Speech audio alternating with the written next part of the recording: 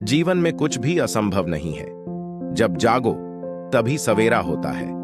अगर आपको ऐसा लगता है कि आपने जीवन में कई बुरे काम किए हैं और अब उन्हें सुधारने का कोई विकल्प नहीं है, तो आपको गौतम बुद्ध की यह कहानी अवश्य सुननी चाहिए। तो चलिए कहानी को शुरू करते हैं। एक दिन गौतम बुद्ध श्रावस्ती के एक गांव में भिक्षाटन के लिए पहुंचे। जब गांव में प्रवेश किया तो देखा कि पूरा गांव सन्नाटे में डूबा हुआ है।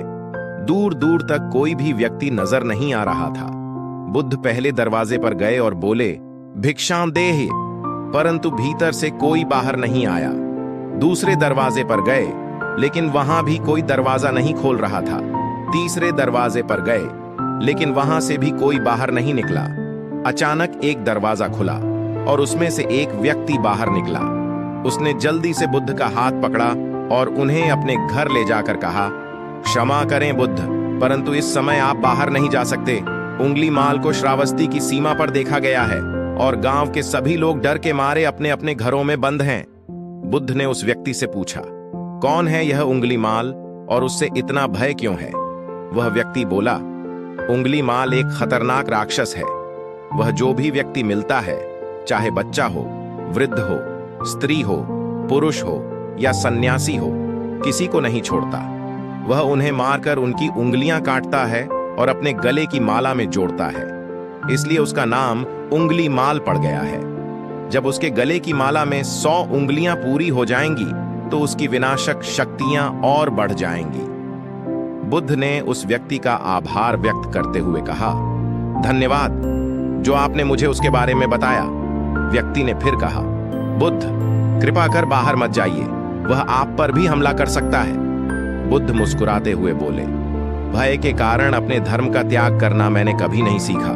मुझे देखकर शायद उंगली माल का हृदय परिवर्तन हो जाए। बुद्ध वन की ओर बढ़ने लगे। रास्ते में घना सन्नाटा था।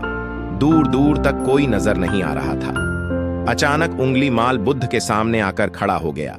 उसका रूप इतना भयानक था कि कोई भी उसे देखकर भयभीत हो जाए। उसके गले में उंगलियों की माला थी। चेहरा और हाथ खून से सने हुए थे और शरीर बलशाली था। पर बुद्ध शांत रहे और मुस्कुराते हुए उंगली माल की तरफ देखते रहे। फिर वह उसे नजरअंदाज करते हुए आगे बढ़ गए। उंगली माल को समझ नहीं आया कि यह व्यक्ति उसके सामने से कैसे गुजर गया। उसने आवाज लगाई, ए साधु रुक। बुद्ध ने उसकी आवाज को अनसुना करते हुए चलना जारी रखा। उंगली माल क्रोध में चिल्लाया, साधु रुक।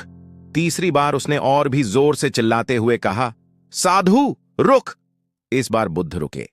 उंगली माल ने उनके पास आकर पूछा, मैंने तुम्हें रुकने के लिए कहा, फिर भी तुम रुके क्यों नहीं? बुद्ध ने शांत स्वर में कहा, मैं तो बहुत पहले ही रुक चुका हूं, तुम ही चल रहे हो। उंगली माल ने हैरान होकर पूछा, तुम क्या कहना चाहते हो? बुद्ध बोले, मैंने बहुत पहले ही ऐसे सारे बुरे कर्म करना छोड़ दिया है जिनसे दूसरों को कष्ट पहुंचता है। सब जीना चाहते हैं, बस तुम उन्हें करुणा से देखने का प्रयास करो।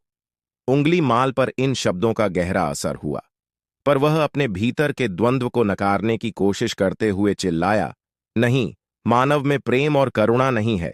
मेरे पास सिर्फ घृणा और क्रोध है, इसीलिए मैं किसी को जीवित नहीं छोड़ता। बुद्ध ने कहा, तुम्हारे भीतर घृणा हो सकती है, परंतु उसी प्रकार करुणा भी है। यह तुम पर निर्भर करता है कि तुम किस मार्ग पर चलते हो। बुद्ध के शब्दों से उंगली माल का क्रोध कम हो गया। उसने आंखों में आंसू लिए कहा, क्या आप वही हैं जिन्हें लोग बुद्ध कहते हैं? बुद्ध ने उत्तर दिया, हां, मैं वही हूं और मैं तुम्हें मुक्ति के मार्ग पर ले जाना चाहता हूं।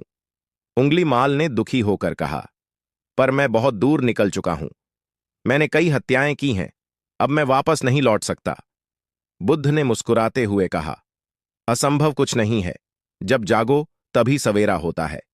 इस कहानी से यह सीखने को मिलता है कि चाहे हमने अपने जीवन में कितनी भी गलतियां की हों, अगर हम उन्हें सुधारने का दृढ़ निश्चय कर लें तो वही संकल्प हमारे जीवन का पुनः आरंभ बन सकता है। अगर आपको कहानी पसंद आई है तो प्लीज इसे लाइक करें, शेयर करें और हमारे चैनल को सब्सक्राइब करें।